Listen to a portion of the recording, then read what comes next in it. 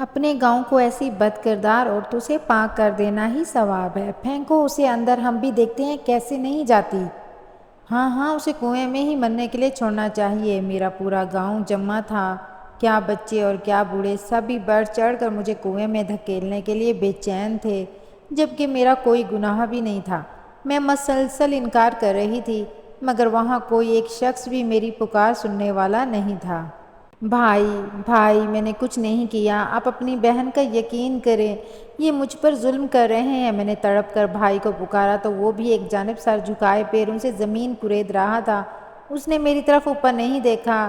میں نے بھابھی کی جانب دیکھا تو وہ بھی دوپٹہ منہ پر رکھ کے پریشان نظر آ رہی تھی، مگر میں جانتی تھی بھابھی بالکل بھی پریشان نہیں ہے، بلکہ اندر ہی اندر بہت خوش ہے۔ گاؤں کے سب لوگ مجھے دیکھ رہے تھے کہ آخر کب مجھے کنویں کے اندر دھکیلا جانا ہے اور میری زندگی کی گھڑی ختم ہونا شروع ہونی ہے۔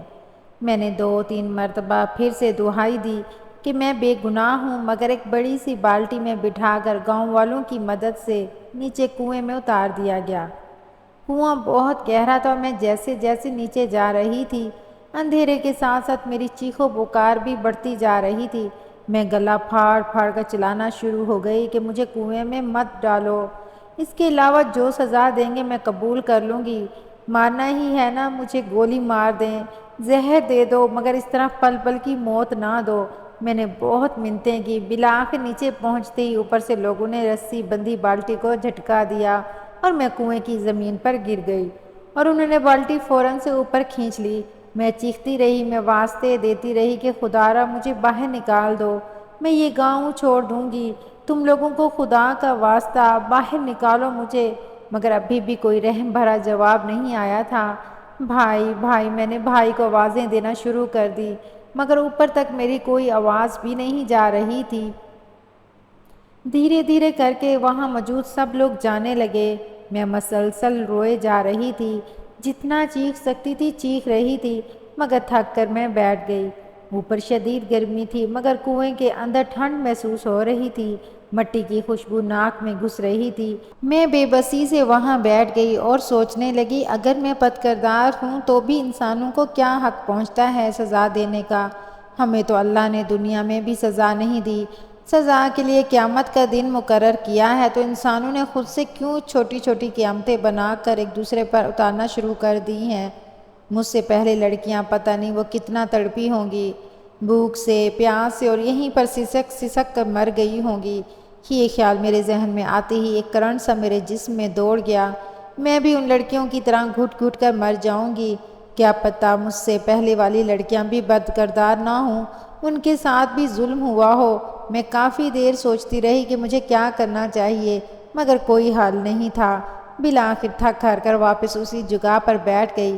بھابھی نے پہلے بھی مجھ پر ہر طرح کے الزامات لگانے کی کوشش کی تھی، وہ ہمیشہ بھائی کے دل میں میرے خلاف شک ڈالتی رہی، مگر بھائی نے کوئی رد عمل نہیں دیا تھا۔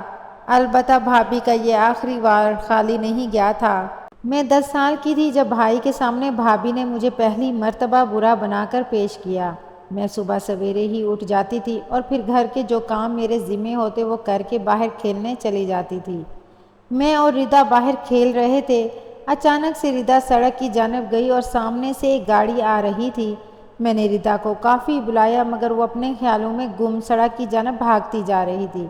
میں نے اس کو اپنی جانب کھینچا تو وہ گر گئی اور اس کا سر پھٹ گیا۔ جب بھابھی کو یہ بات پتہ چلی تو اس نے مجھے مارنے کی بجائے دانوں والے کمرے میں بند کر دیا۔ وہاں بے تحاشا گرمی تھی، دوسرا اندھیرا تھا، جس کی وجہ سے مجھے بہت خوف آ رہا تھا۔ میں جیسے ہی کمرے میں بند ہوئی مجھ پر بے ہوشی طاری ہو گئی۔ شام کو جب بھائی آئے تو بھابھی مجھے وہاں سے نکال کر لے کر آئی اور بھائی سے کہنے لگی اس نے ردا کو دھکا دیا تھا، اور خود جا کر دانے والے کمرے میں چھپ گئی۔ بھائی نے مجھ سے پوچھا کیا تم نے ردا کو دھکا دیا؟ میں نے پوری بات بتانی چاہی، مگر بھائی نے ٹوک دیا کہ جو پوچھا ہے وہ بتاؤ۔ میں نے پھر بات بتانے کی کوشش کی، مگر بھائی نے کہا کہ تم نے دھکا دیا ہے کہ نہیں؟ میں نے کہا بھائی وہ گاڑی آ رہی تھی، اس کو میں نے اپنی طرف کھینچا تو وہ گر۔ بھائی نے مجھے ڈانٹ دیا، خیال رکھا کرو ردا کا، چھوٹی بچی ہے۔ ان کے دل میں میرے لیے شک کا بیج بو دیا گیا تھا، میں کسی صورت بھی وہ شک نکالنا چاہتی تھی، مگر بھائی گھر آتے اور بھابھی ان کے پاس بیٹھ جاتی تھی۔ ایک دن بھائی مجھے اکیلے میں ملے تو میں نے ان سے کہا کہ بھائی میں نے دھکا نہیں دیا تھا۔ بھائی نے کہا فاطمہ یہ بات اسی دن ختم ہو گئی تھی، بہتر ہے کہ تم بھی اس کو ختم کر دو۔ مگر بھائی وہ بھابھی انہوں نے مجھے ٹوک دیا اور سختی سے بولے اب اس موضوع پر دوبارہ ایک لفظ بھی نہیں سنوں گا، اس کے علاوہ کچھ ہے تو بتا دو۔ میں چپ کر گئی۔ اس روز بھابھی مجھے پہلی مرتبہ بری لگی تھی کیونکہ انہوں نے یہ حرکت بھی پہلی مرتبہ کی تھی، ورنہ اس سے پہلے تو وہ مجھ سے بہت پیار کرتی تھی، میرے سارے کام کرتی تھی، پورا دن کھانے پینے کا کچھ نہ کچھ دیتی رہتی تھی۔ مگر اس دن پتہ نہیں کیا ہوا کہ بھابھی بدلنے لگی تھی۔ ایک روز مجھ سے پوچھا تمہاری ماں کے کافی زیورات تھے، کہاں رکھے ہیں وہ؟ اور میں نے کہا مجھے نہیں پتا، میری اماں کو مرے 2 ماہ ہوئے تھے، ان 2 ماہ میں بھابھی نے بہت خیال رکھا۔ پھر ایک دن زیورات کا پوچھا۔ جب میں نے لا علمی کا اظہار کیا تو کچھ نہیں کہا، مگر اس کے بعد ایک دن بھی مجھے سکون سے نہیں جینے دیا۔ ردا کے واقعے کے بعد بھابھی سے پہلے کی طرح لاڈ کرنے کی کوشش کی تو انہوں نے آرام سے مجھے جھٹک کر کہا اب بڑی ہو گئی ہو اور بچوں کو یہ لاڈ اپنی ماں سے کرنے چاہیے، میں تمہاری نہیں ردا کی ماں ہوں۔ میں روح ہنسی سی ہو گئی اور کہا اماں تو اب اس دنیا میں نہیں ہے۔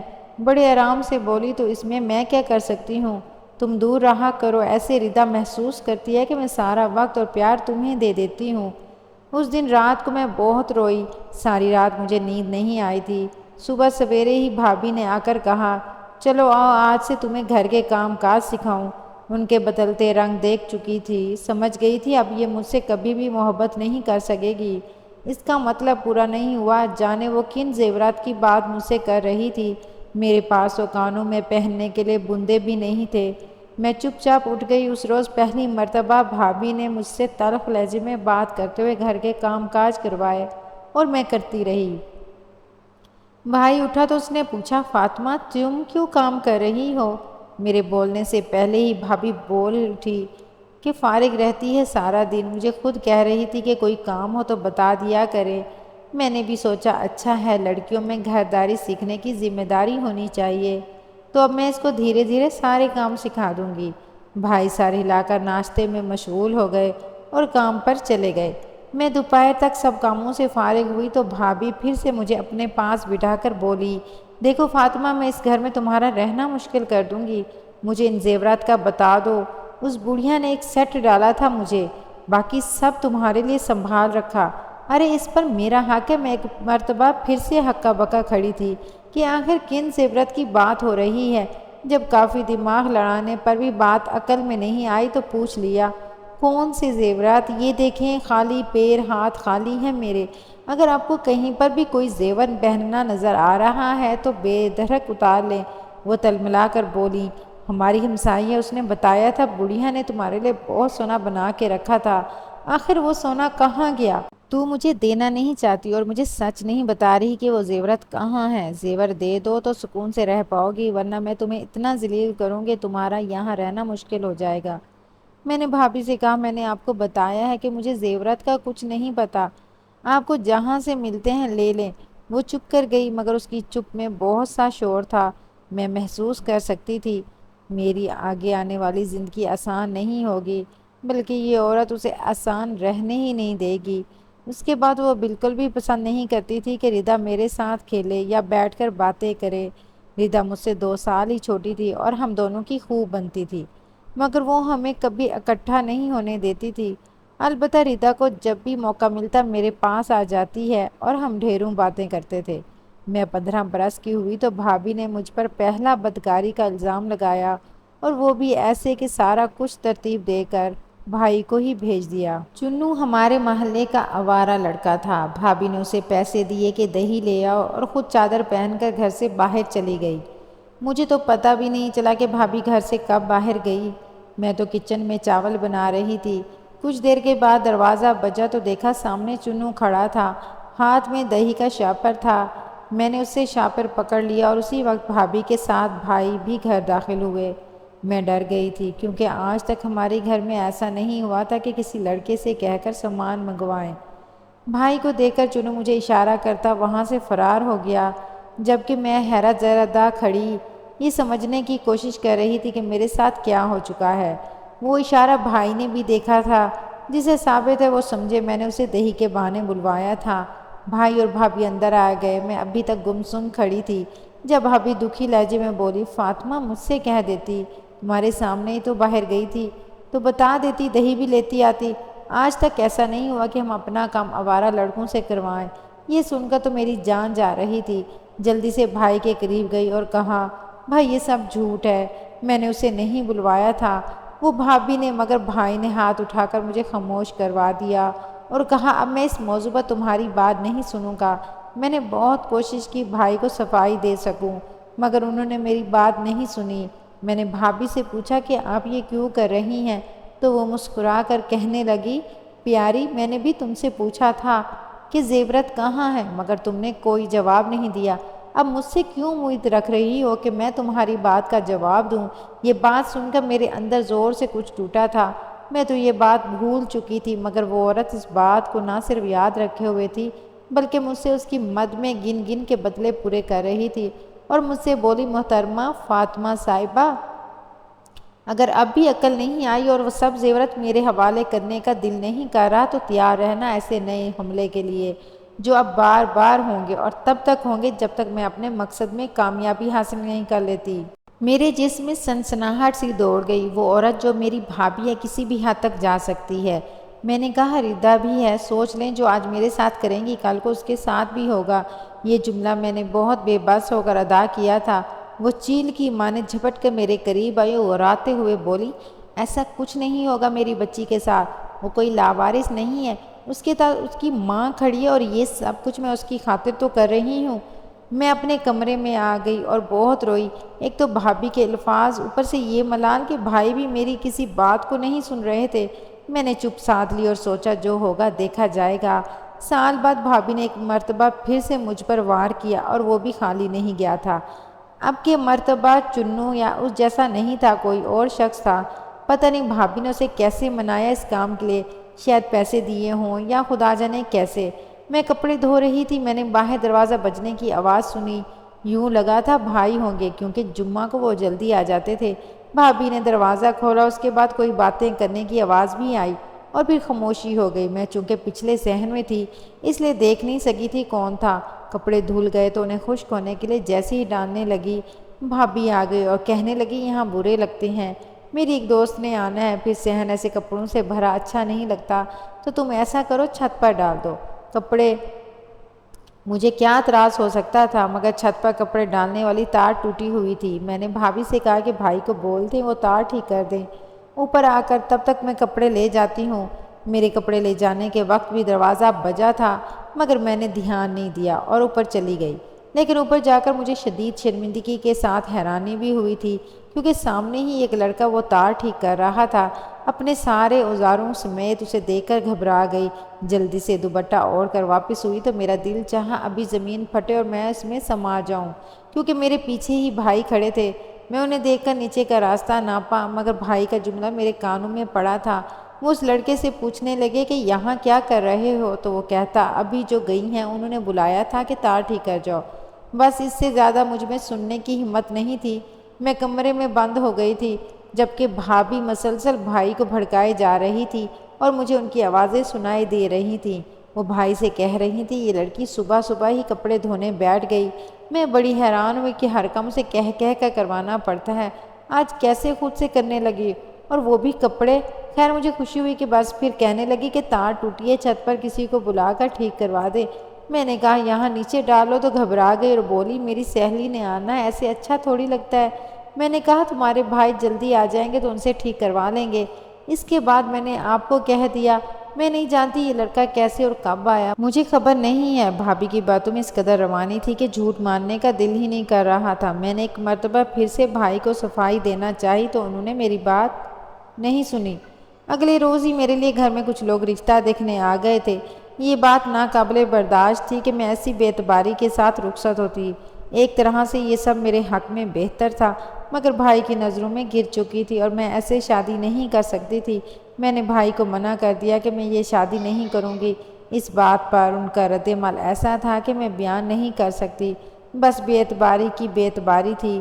میں نے کہا جب تک پہلے دو معاملات میں آپ مجھ پر یقین نہیں کریں گے میں تب تک رخصت نہیں ہوں گی۔ وہ ایک بار پھر سے چپ ہو گئے۔ مگر بھابھی کو نہ جانے کیا سوجی، اس نے مجھے بیگ تیار کرنے کا کہا کہ شام کو ہم سب لوگ شہر جا رہے ہیں، تمہارے بھائی نے وہاں پر گھر لے لیا ہے۔ میں بہت حیران ہوئی کہ بھائی نے گھر لے لیا اور بتایا بھی نہیں۔ بڑی خوش ہو کر میں نے اپنا بیگ تیار کیا، یہ بھی نہیں سوچا کہ بھائی تو 1-2 دن کے لیے کسی کام کے سلسلے میں شہر گئے ہیں۔ رات کے وقت بھابھی نے کہا بیگ لے کر آؤ، ہم بھی اپنا سامان لا رہے ہیں۔ میں بھی دروازے کے پاس آ گئی، مگر وہ رات میری زندگی کی فیصلہ کن رات ثابت ہوئی۔ میں دروازے کے پاس تھی کہ بھابھی نے شور مچا دیا کہ میری نند گھر سے بھاگ رہی ہے۔ میں تو ہکا بکا کھڑی کی کھڑی رہ گئی، مگر وہاں میرے ارد گرد بھی بہت سے لوگ جمع ہو گئے تھے۔ میں چلا چلا کر بتا رہی تھی، مگر بھابھی مجھے بات ہی مکمل کرنے نہیں دے رہی تھی۔ یہی کہی جا رہی تھی کہ اسے میں نے گھر سے بھاگتے رنگوں ہاتھوں پکڑا ہے۔ چلا چلا کر میرا گلا بیٹھ گیا۔ اسی رات بھائی کو بھی فون کر کے شہر سے بلا لیا گیا تھا۔ پنچایت لگی اور پنچایت میں حسب مقبول وہی فیصلہ ہوا جو بد کردار لڑکیوں کے متعلق کیا جاتا تھا۔ میں نے بھائی کو بہت کہا کہ بات ایسی نہیں ہے، مگر وہ ایک مرتبہ پھر سے خاموشی اختیار کر گئے۔ میرے ساتھ ہوتا ظلم دیکھتے رہے۔ انہوں نے ایک مرتبہ بھی میری بات کو نہیں مانا اور نہ گاؤں والوں کے خلاف گئے۔ سارے لوگ وہاں تماشائی بنے کھڑے تھے۔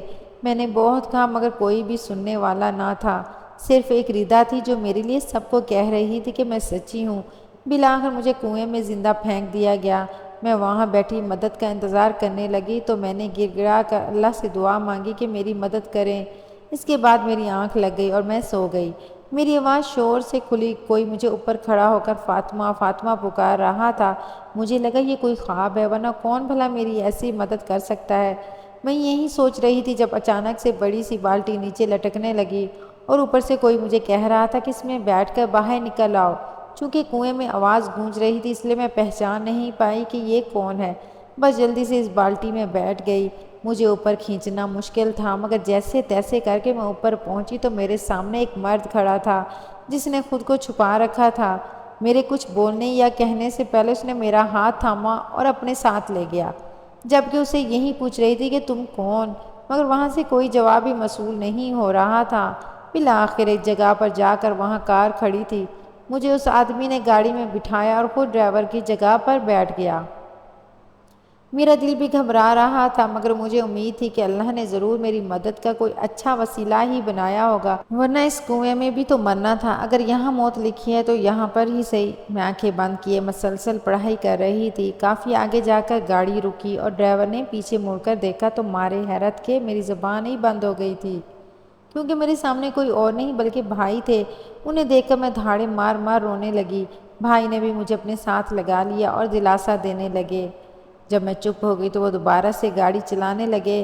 میں نے شکوہ کیا کہ جب میں نے آپ کو تب کہا تھا تو آپ نے میری کسی بات پر کچھ نہیں کہا، پھر اب کیوں بچانے آئے ہیں؟ تو دھیرے سے بولے کہ میں مجبور تھا۔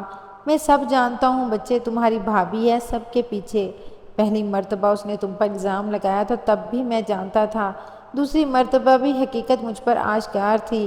میں بس تمہاری شادی کر کے تمہیں یہاں سے نکالنا چاہتا تھا تاکہ تم اپنی زندگی جی لو، مگر تم نے انکار کر دیا۔